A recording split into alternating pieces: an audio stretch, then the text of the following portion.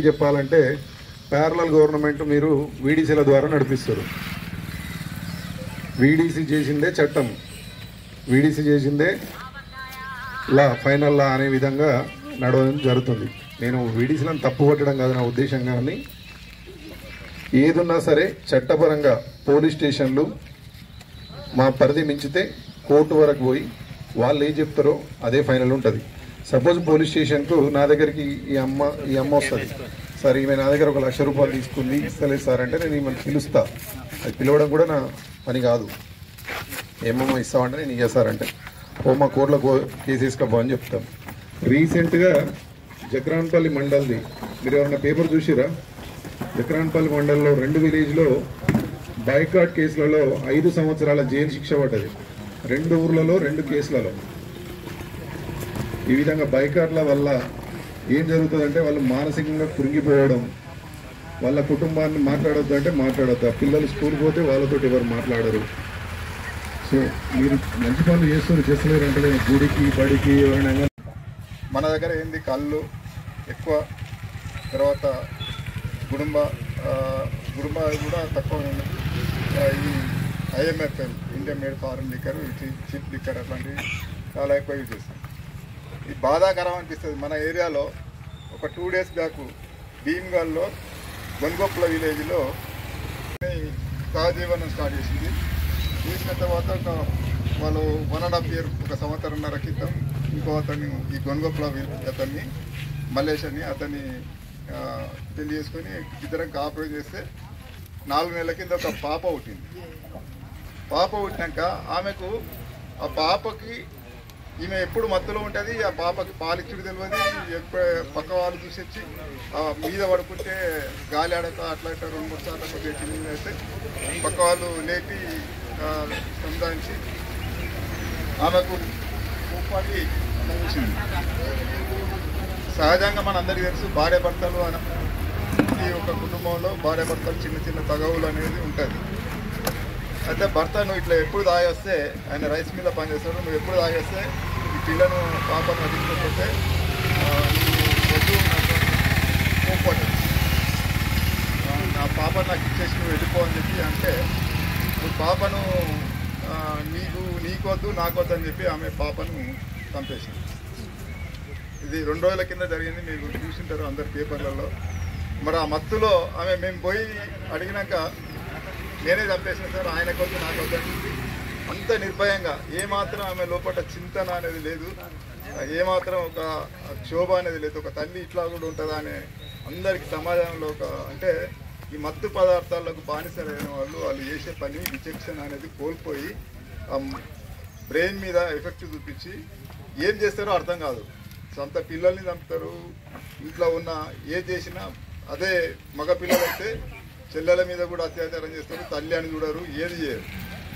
మనం ఇవన్నీ గ్రహించినప్పుడు శారీరక ఆ మత్తు పదార్థాలని మన దగ్గరకు ఇప్పుడు ఈ చాలా విషమంగా వచ్చింది. ముఖ్యంగా గంజాయి ఎక్కడ పడితే అక్కడ మేము ఎంత కంట్రోల్ చేసినా చాలా కేసులు పెడుతున్నాం, కౌన్సిలింగ్ ఇస్తున్నాం. రోజు దీని మీద విస్తృతమైనటువంటి అవేర్నెస్ కార్యక్రమాలు మీకు రోజు చెప్తూనే ఉన్నాం. అయినా మనకు అక్కడక్కడ ఈ గంజాయి సేవించిన వాళ్ళు కలవడం, వాళ్ళు ఈ విచ్చలవిడిగా విలేజ్లలో కూడా చాలా నేరాలకు పాల్పడుతున్నారు. ఆ మత్తులో మనకు ఏం చేస్తున్నారో అర్థం కాక గొడవలకు దిగడము, దాంతో కుటుంబాలు కూడా చాలా క్షోభను అనుభవిస్తున్నాయి. ఒక్కడి వలన ఇప్పుడు కుండెడు పాలల్లో ఒక విషం చుక్క వేస్తే ఎట్లయితే పాలు పనికి రాకుండా అవుతాయో, మన ఇంటి చుట్టూ మన ఊళ్ళల్లో ఒక 4-2 ఉంటే చెడిపోయిన వాళ్ళు ఉంటే వాళ్ళ సహవాసంతో మన పిల్లలు కూడా వాళ్ళతో స్నేహం చేసి వీడు కూడా అట్నే తయారవుతాడు. చిన్నపిల్లలకి ఏముంటుంది, 10 ఇంటర్మీడియట్ చదివే వాళ్ళకి ఒకసారి చూద్దాం ఏముంటుంది, దీన్ని టేస్ట్ ఎట్లుంటుంది అనేది సహజంగా ఉత్సుకత అనేది ఉంటుంది. మంచోనితో స్నేహం చేస్తే మంచిగా ఉంటుంది, చెడుతో స్నేహం చేసినప్పుడు వాడు కూడా చెడుగానే అవుతాడు. ఇట్లా మన కుటుంబాల్ని, మంచిగా ఉన్న కుటుంబాల్ని మన పిల్లలకి అందరికి తల్లిదండ్రులకి ఏముంటుంది, మనం మంచిగా చదివించుకోవాలి, వాళ్ళని ఉన్నతంగా తీర్చిదిద్దాలి. ఒక లాయర్ గాను, ఒక జడ్జి గాను, ఒక పోలీస్ ఆఫీసర్ గాను, ఒక కలెక్టర్ గాను, ఏదో ఒక ఉన్నత స్థానానికి వాళ్ళని చేర్చాలనే ఆలోచన ఉంటుంది. మరి ఈ చిన్న వయసులో ఈ మత్తు పదార్థాల బారిన పడి వాళ్ళు చేసే అసలు చదువు పట్ల కాకుండా వేరే దారిని ఎంచుకున్నప్పుడు మన కుటుంబాలన్నీ శోభనం కలిసి మనం అనుకుంటాం వాని కొడుకు దాకా వాడే ప్రాంతంలో లేదు. నిన్న సార్ తోటి నేను ఇంటరాక్ట్ అయితే సారు వరంగల్ వాస్తవుడు అని అక్కడ కూడా ఈ పరిస్థితి లేదు. కొన్ని అంశాలు మనము అంటే ప్రభుత్వము ఏ విధంగా నడుస్తుంది, చట్టాలు ఏంటి, మనం దేని ద్వారా నియంత్రించబడుతున్నాము, ఇవాళ ఇక్కడ మీటింగ్ మనం పెట్టుకున్నాము, ఇంత స్వేచ్ఛగా మాట్లాడుతున్నాము అంటే దేని వలన, ఏ కులమైనా మనకి పర్మిషన్ ఇచ్చిందా ఇక్కడ మాట్లాడుకోవడానికి, లేదా ఏ రిలీజియన్ అయినా మనకు అనుమతి ఇచ్చిందా చెప్పండి? ఎవరు లేరు కదా. కులం పర్మిషన్ తీసుకున్నామా? లేదు. ఎక్కడి నుంచి స్టార్ట్ అయింది ఇది? సామాజిక సమస్య వచ్చినప్పుడు ఈ సమస్యను ఎట్లా పరిష్కరించాలని సెక్రటరీ గారు ఆలోచించారు. మనము దేని ద్వారా పర్మిషన్ తీసుకోవాలి, దేనికి అనుకూలంగా నడవాలి అని అంటే ఏ మతము కాదు, ఏ కులము కాదు. ఒక గ్రంథం ఉంది భారతదేశానికి, ఒక గ్రంథం ఉంది. ఆ గ్రంథం పేరు భారత రాజ్యాంగము. ఆ గ్రంథం పేరు ఏంటిది? భారత రాజ్యాంగము. భారత రాజ్యాంగంలో ఏం చెప్పిందయ్యా? యూత్ కూడా ఇందాక సారన్నారు, యూత్ ఇటువంటి విషయాలు తెలుసుకొని మిగిలిన ప్రజలందరికీ తెలియజేయాల. ఏం చెప్పింది అందులోపల? అందులో కొన్ని వాక్యాలు ఉన్నాయి, వాటికి నంబర్స్ ఇచ్చారు, వాటిని ఆర్టికల్స్ అంటారు. 14 నుంచి 15, 16 ఇట్లా ఫండమెంటల్ రైట్స్ ఉన్నాయి మనకి.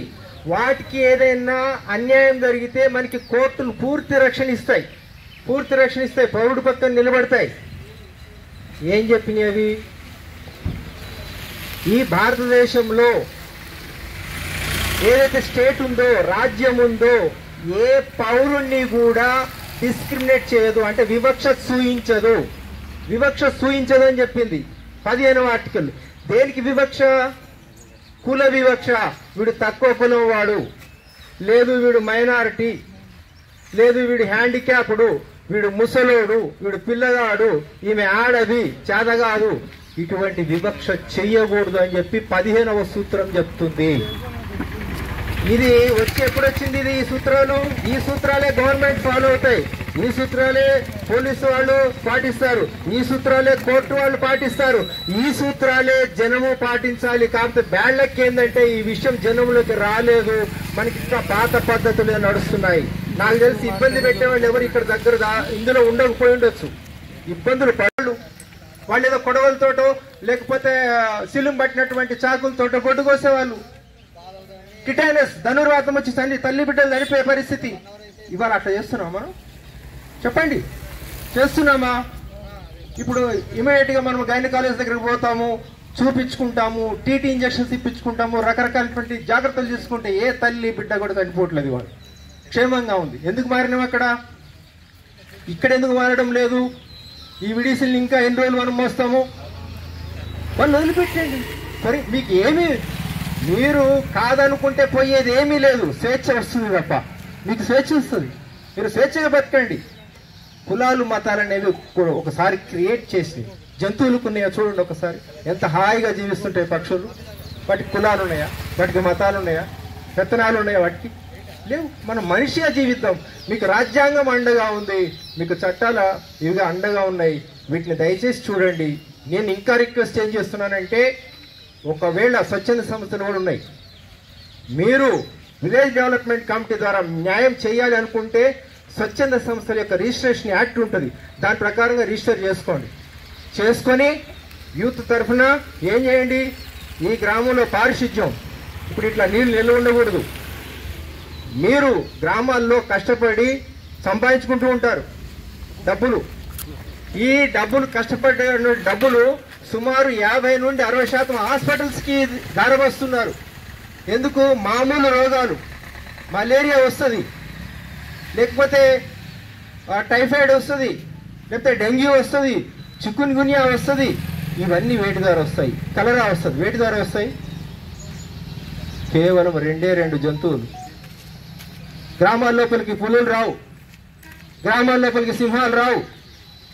పులులు సింహాలు కరవడం వల్ల ఈ దేశంలో చనిపోయిన వాళ్ళ సంఖ్య చాలా చాలా తక్కువ. కానీ దోమలు ఈగలు యొక్క అటాక్ వల్ల 10 లక్షల మంది చనిపోతున్నారు భారతదేశంలో.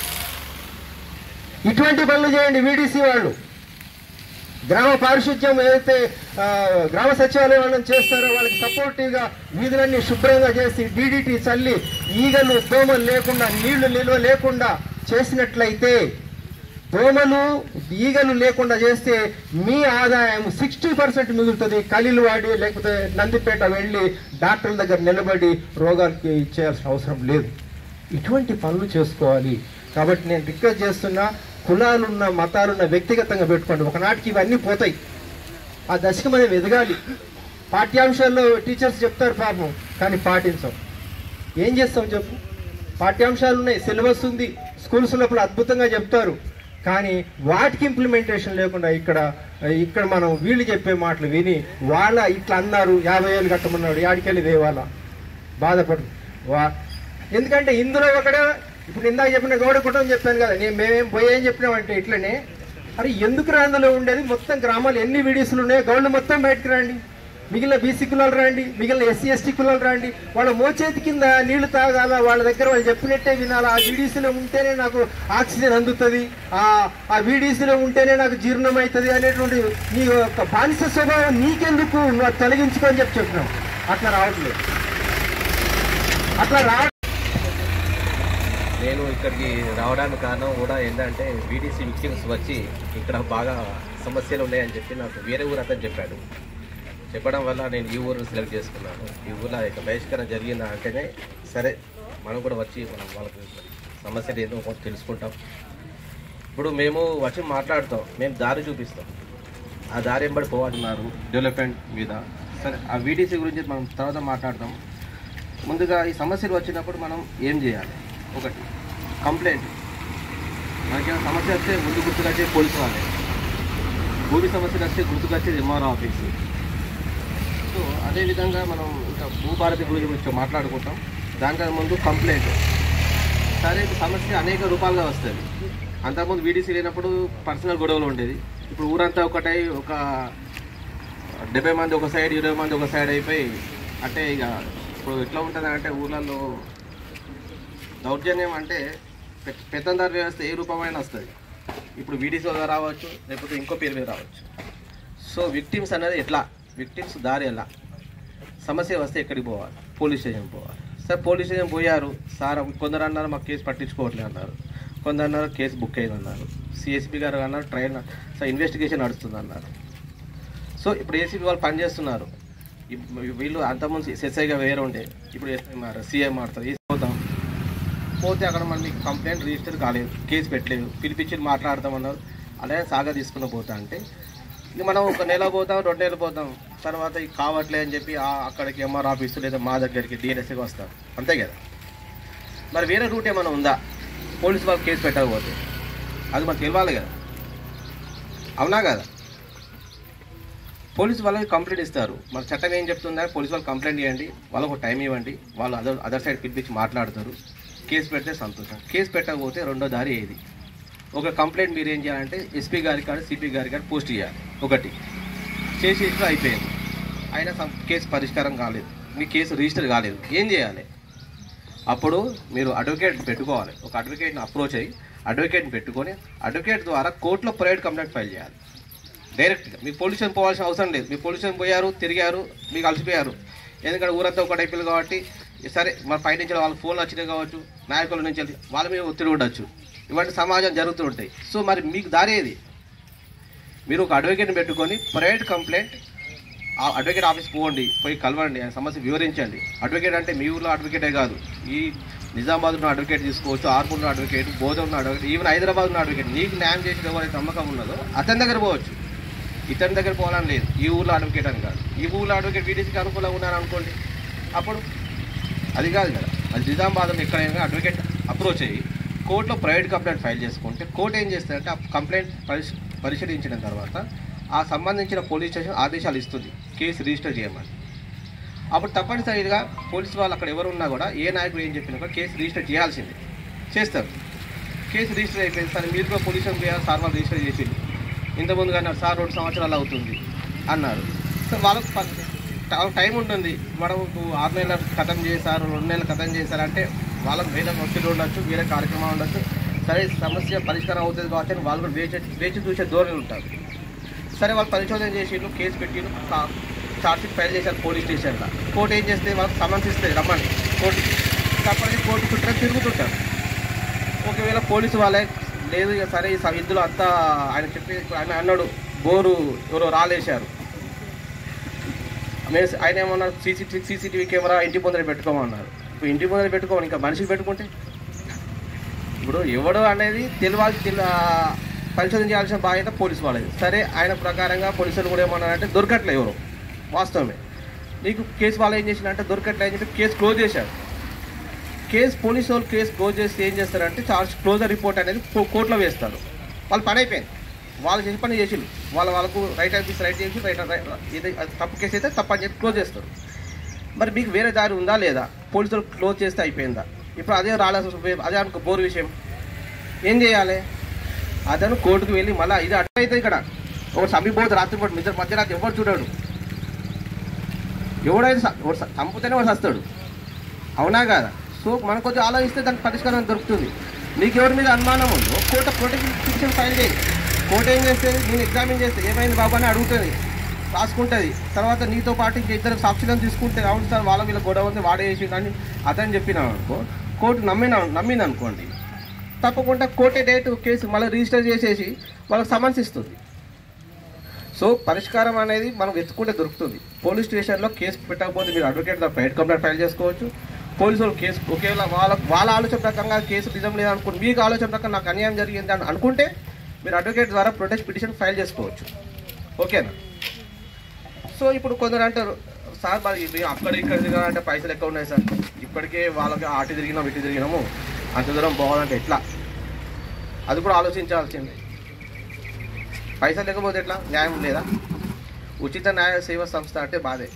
డిఎల్ఎస్ఏ జిల్లా న్యాయ సేవాధికార సంస్థ, ఆర్మూర్లో మండల్ న్యాయ సేవాధికార సంస్థ, ఇది ఆర్మూర్ పరిధిలో వస్తుంది అనుకుంటా. సో ఆర్మూర్లో మండల్ న్యాయ సేవాధికార సంస్థ ఉంటుంది. ఆడ పోయి దరఖాస్తు పెట్టుకోండి. నాకు ఇప్పుడు నేను చెప్పాను ప్రైవేట్ కంప్లైంట్ కోర్టులో ఫైల్ చేసుకోవాలి, అడ్వకేట్ పెట్టుకొని సోమత లేదు, అడ్వకేట్ ఫీజు ఎక్కువ అడుగుతాను. మీరు రాండి, అక్కడికి రాండి. ఆడస్తే మీరు ఒకవేళ మీరు మహిళలు అయితే అందరికి ఫ్రీ, మహిళా బాధితులు ఉన్నారనుకో ఫ్రీ. ఇప్పుడు అతను చెప్పిన అతను ఎస్సీ ఎస్టీ అనుకో ఫ్రీ. ఓకే అతను బీసీ ఓసీ అయినా అనుకో, అతను 3 లక్షల లోపల అతను ఆదాయ పరిమితి ఉంటే అతను ఫ్రీ. మీకు అడ్వకేట్ ఇస్తారు, అడ్వకేట్ ఫ్రీ అడ్వకేట్ మీకు కేసు ఇస్తాడు. ఆ అడ్వకేట్ పైసలు అడిగారు అనుకోండి, ఒకవేళ మన టైం బాగాలేక ఏం బాగు ఇంతకాలం చేసిన కొద్ది పైసలు ఇవ్వాలంటే లక్షం ఇంకో అడ్వకేట్ ఇస్తాడు. అడ్వకేట్ ఏమంతా ఫ్రీ. ఓకేనా? మీరు గట్టి నిలబడాలి. గట్టోడు మొండోడు అంటాడు, అప్పుడు మా దగ్గర వస్తారు. ఎంతో చెప్పి నేనాడు సార్ నాకు అన్యాయం జరిగింది అంటాడు. ఇలాంటి సమస్యలు వచ్చినప్పుడు అంత గట్టిగా ఉంటేనే మీరు మీకు న్యాయం జరుగుతుంది. భయపడ్డా ఒక చిన్న భూమి వివాదంతో ఈ పెద్దదాన్ని విష్ చేసి ఖర్చులు తీసుకోవాలా, ₹1,00,000 కట్టాలని చెప్పేసి ఇప్పుడు సంవత్సరం కంటే ఎక్కువ అయిపోయింది సార్. పోలీసులు తట్టిపోతారంటే ఆ ఖర్చులు కూడా అవే మీరే భరించాలా. ₹1,00,000 కంటే 2 లక్షల దాకా దండు కట్టాలని చెప్పేసి ఫోర్స్ చేస్తుండ్రు. మీరు పోలీసు తట్టు కూడా పోవద్దు. ఒకవేళ పోలీసు తట్టు పోతే ఆ ఖర్చులు కూడా మీరే భరించాలి. ఆ విధంగా డిమాండ్ చేస్తారు సార్. ఇప్పుడు సంవత్సరం ఎక్కువ అవుతుంది. పెద్దమ్మ గుడికాడికి పోవాలంటే కూడా గుడికాడికి రాణిస్తలేరు. ఇవన్నీ మేము బాగా సఫర్ అవుతున్నాం సార్. కంప్లైంట్ ఇచ్చినాం సార్, అక్కడికి కూడా రాలేదు. ఎందుకంటే పెద్ద వాళ్ళతో ఫోన్లు చేపిస్తుంటారు పిఏలతో. మేము బాగా సఫర్ అవుతున్నాం సార్. మాకు కూడా కొద్దిగా మీరు సాయం చేయాలని కోరుకుంటున్నాను. ఇది కూడా ఇప్పుడు సంవత్సరానికి ఎక్కువ అవుతుంది సార్.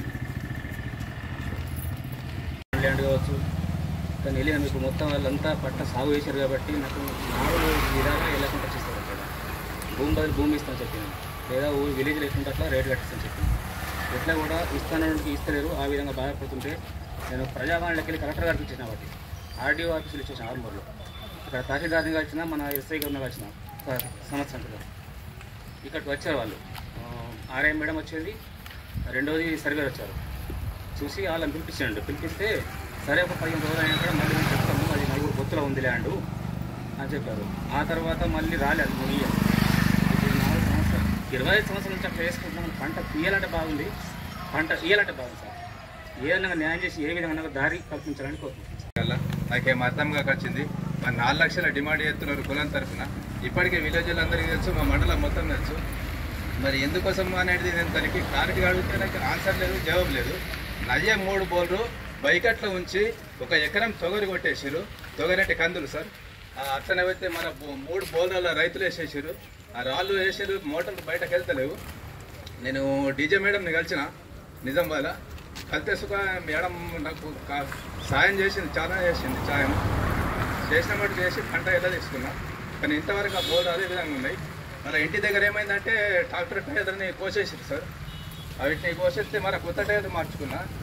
అప్పుడు ఎస్ఐ నందిపేట ఎస్ఐ సార్ చెప్పాడు, ఇంటికాడ మరి సీసీ కెమెరాలు పెట్టుకో, నువ్వు ఇట్లయితే నీకు పానకే డేంజర్ అని చెప్తే ఇంటికాడ సీసీ కెమెరాలు పెట్టుకున్నా. నాకేమన్నా బిజినెస్ ఉన్నది సార్, నేను సీసీ కెమెరా పెట్టుకున్నది ఈ విధంగా అయితే నేను ఏ విధంగా బతకాలి సార్? నా దగ్గర వాళ్ళ కులం తరఫున ఎవిడెన్స్ మొత్తం ఉన్నాయి సార్. కోర్టుకు అందజేయమంటే అందజేస్తాయి. ఇది సార్ సమస్య. పిల్లలకు కూడా ఇబ్బంది అవుతుంది.